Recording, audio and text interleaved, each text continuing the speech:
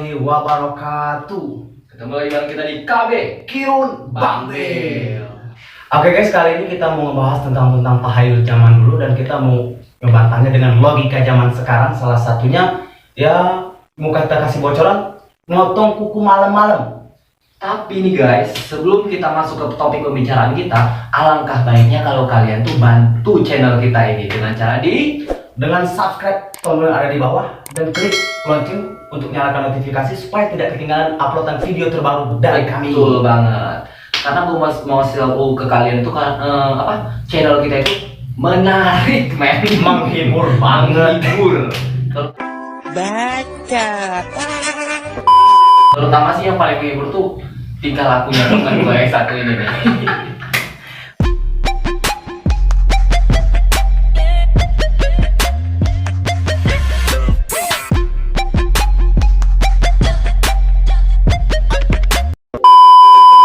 Oke, mungkin langsung aja daripada kita ngebacot, mungkin penonton juga muak dengan bacot kita.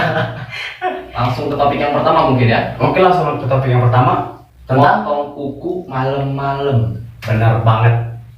Motong kuku malam-malam tuh konon waktu zaman dulu tuh katanya itu sih nolak rezeki atau pokoknya rezeki kita itu seret.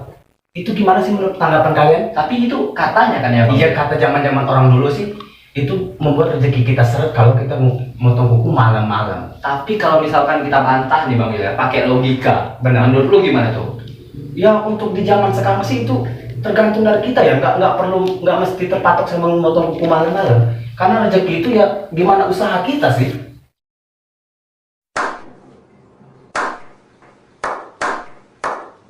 Coba kita anggap kita ini hidup di zaman dulu, terus kita punya cerita nih di zaman dulu nih.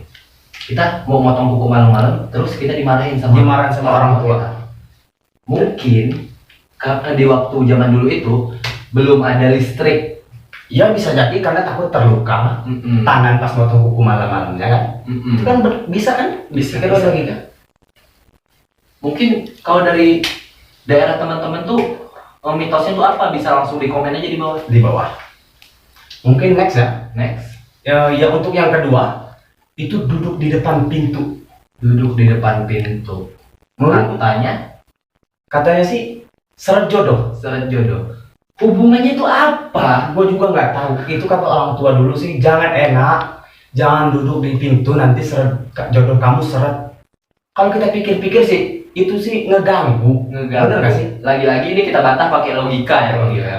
Itu sih ngeganggu karena orang mau seliwar-seliwar, apa sih bahasanya? Mau keluar masuk rumah. Iya, keluar masuk rumah. Jadi terganggu dia. Mungkin di situ tuh letaknya, makanya kita tuh nggak boleh duduk di depan pintu gitu. Karena zaman dulu tuh kan orang tuh kan sering banget ya namanya keluar masuk bertamu, itu kan banyak banget. Apalagi rumah zaman dulu kan biasanya satu rumah tuh bisa sampai 3 atau 4 kepala keluarga gitu kan berkumpul. Ya benar nggak? Benar banget. Jadi udahlah, kalau memang kamu orang sering nongkrong di pintu, lanjutin lah. Gak apa-apa. Lanjutin.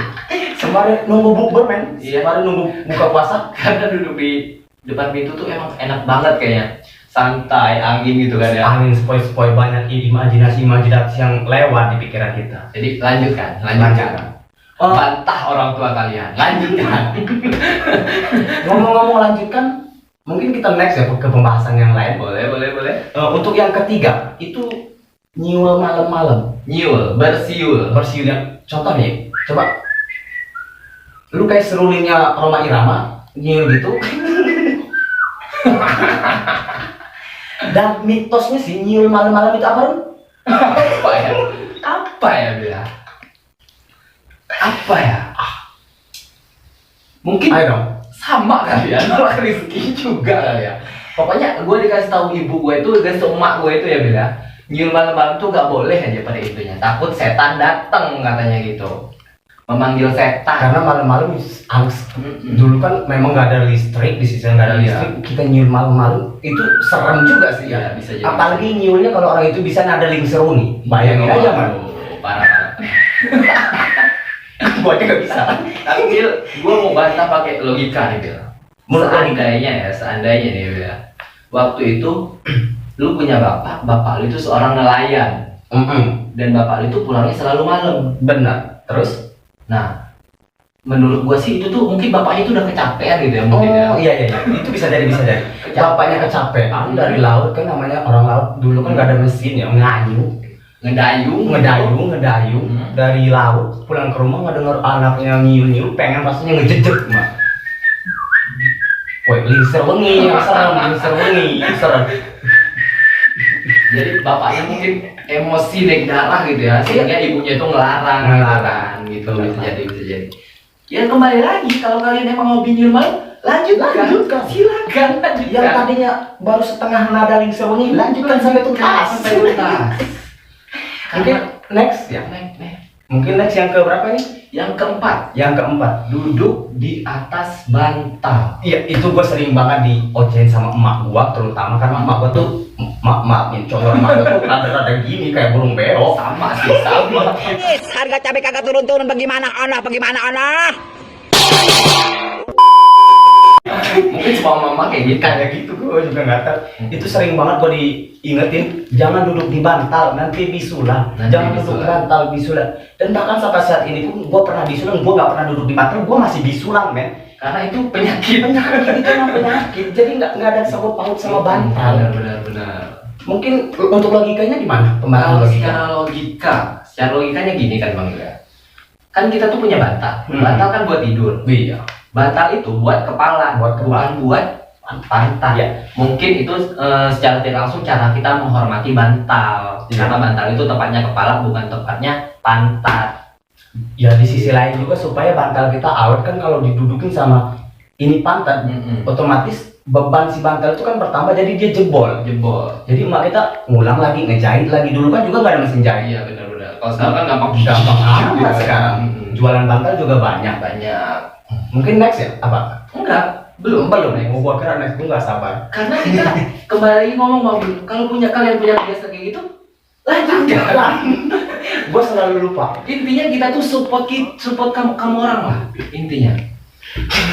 Ya mungkin kalau kita masih ngelanjutin kali ya, masalah-masalah kayak nyiur atau duduk di bantal, paling resikonya sih satu, Apa tuh? dihapus kita dari kakak. Bayangan aja. Gampang. Kalau kita dihapus dari kakak, kita bikin kakak baru.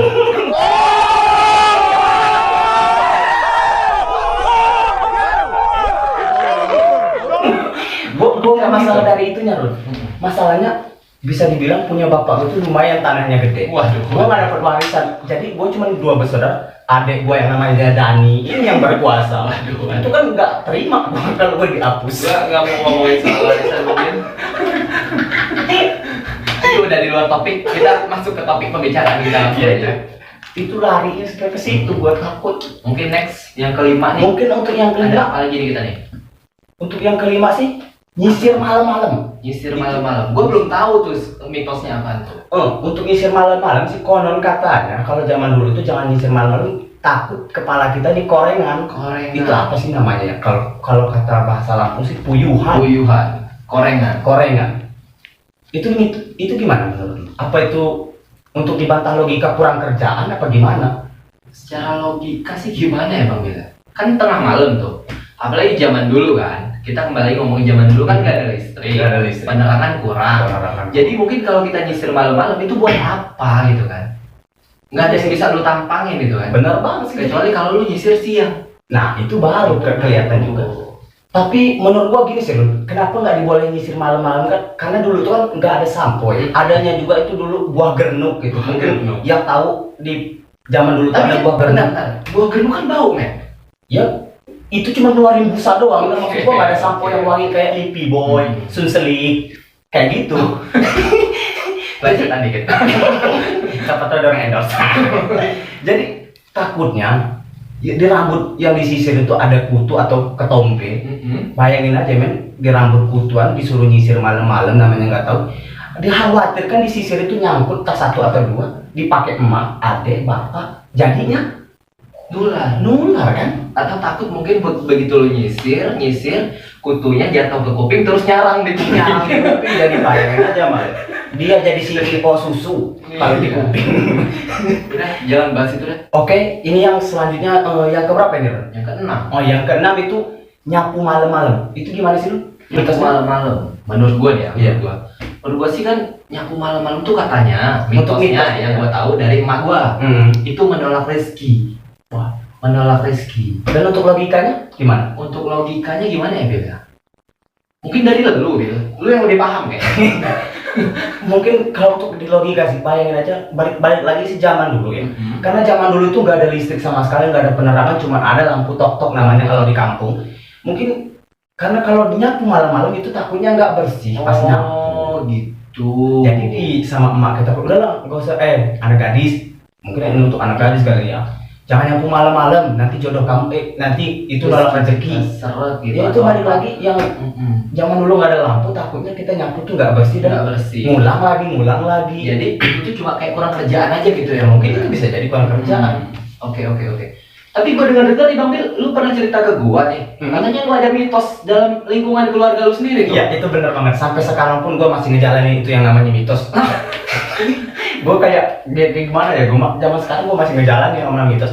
Itu gua, Tapi lu percaya nggak? gue sebenarnya sih nggak percaya, tapi anehnya juga gue masih jalanin sampai sekarang. Itu sih mitosnya gue nggak dibolehin sama nenek, bapak, emak gue, khususnya itu gue nggak dibolehin makan jantung pisang. Karena katanya gue ini masih bujang, gue takut seret jodoh, katanya takut gue nggak dapet jodoh. Gue juga aneh. Menurut lu gimana itu? Jantung pisang. Gue nggak dibolehin. Apa ya Bil?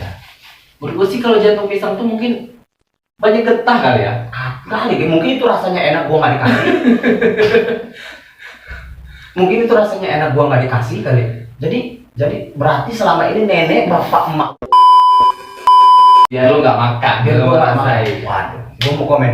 Padahal gue ceritain itu lo ya, rasa Oh. jantung pisang tuh Itu wah, gimana sih? enak banget men. Gue terus terang sampai segede gini gue belum pernah yang namanya jantung pisang karena itu Jantung tadi pisang. ditakut-takutin sama nenek gue, takut gue gak dapet jodoh. Gila nih, gue bujang gak dapet jodoh, gue takut lah. Tapi sebenarnya gue juga nggak makan jantung pisang. Gue juga sampai saat ini gue nggak ada jodoh. Nggak ada jodoh. Bayangin aja. Nggak laku. Nggak laku. Goblok. Asli itu sampai sekarang masih gue jalanin dan gue juga takut karena dibuat oleh mindset sama nenek sama bapak gue tuh dipikir gue tuh ya itu gue takut nggak dapet jodoh karena gue masih bujang itu tadi. Mungkin udah ya segitu aja pembahasan kita. Pembahasan kita. Buat teman-teman yang punya mitos dari daerahnya masing-masing, bisa share ke kita, bisa sharing ke kita dengan komentar ya di bawah ya. Di bawah ini Atau mungkin punya bantahan tentang mitos kita tadi, bisa Benar banget. komentar juga gitu.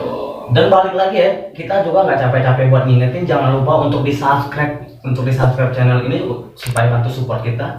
Dan jangan lupa juga untuk klik notifikasi lonceng supaya tidak ketinggalan uploadan video terbaru dari kami. Karena gue mau tahu kalau channel kita tuh menarik dan menghibur. Gue sih nggak tahu kalian terhibur apa enggak, tapi kalau menurut gue sih channel gue ini menghibur. Men. Bener banget. Mungkin udah kali ya, segitu aja. Cukup dari kita. Bye-bye. Woi, udah subscribe? Belum? Subscribe dulu. Iya, sekarang. Udah.